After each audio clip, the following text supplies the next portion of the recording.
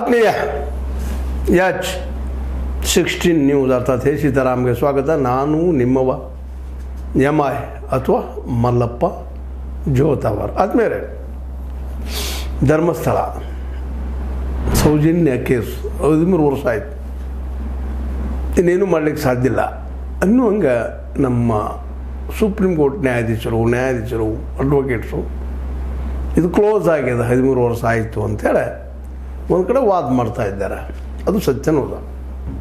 ಸೌಜನ್ಯಳ case ತನಿಖೆ ಆಗಬೇಕಾಯ್ತಪ್ಪ ಅಂತಂದ್ರೆ ಇನ್ನು ಯಾರಲ್ಲೇ ಹೋಗಬೇಕು, ಏನನ್ನು ಮಾಡಬೇಕು ಅನ್ನೋಂಥ ಒಂದು ದೊಡ್ಡ ಪ್ರಶ್ನೆ ಈ ದೂರುದಾರರ ಎದುರ, ಜೊತೆಗೆ ಹೋರಾಟಗಾರರ ಎದುರು. ಯಾಕಪ್ಪ ಅಂತಂದ್ರೆ ಹೋರಾಟಗಾರರಂತೂ ಶತಾಯ ಸೌಜನ್ಯಳಿಗೆ ನ್ಯಾಯ ಒದಗಿಸಬೇಕನ್ನುವಂಥ ನೆಲೆಯಲ್ಲಿ ಕಳೆದ 13 ವರ್ಷದಿಂದ ಹೋರಾಟ ಮಾಡ್ತಾನೆ ಬಂದಿದ್ದಾರೆ. ನಿಲ್ಲಿಸಿಲ್ಲ, ಅದು ನಿಲ್ಲಿಸೋ ಸಾಧ್ಯತೆಗಳು ಇಲ್ಲ. ಅದ್ರ ಜೊತೆ ಇನ್ನಷ್ಟು ಸೇರಿಕೊಂಡಿದ್ದಾವೆ. ಹೀಗಾಗಿ ಸುಪ್ರೀಂ ಕೋರ್ಟ್ ಎಲ್ಲ ಈ ಕೇಸನ್ನು ತೆಗೆದುಕೊಂಡ ಈ ತನಿಖೆಗೆ ಆದೇಶ ಮಾಡಬಹುದಾ? ಯಾಕಂದರೆ ತನಿಖೆ ಸರಿಯಾಗಿ ಆಗಿಲ್ಲ. ಸೌಜನ್ಯ ಕೇಸಲ್ಲಿ ಅನೇಕ ದೋಷಗಳಿದ್ದಾವೆ. ಆಲ್ರೆಡಿ ಅದ್ರ ಬಗ್ಗೆ ಚರ್ಚೆ ಸಾಕಷ್ಟು ಮಾಡಿದ್ದಾರೆ.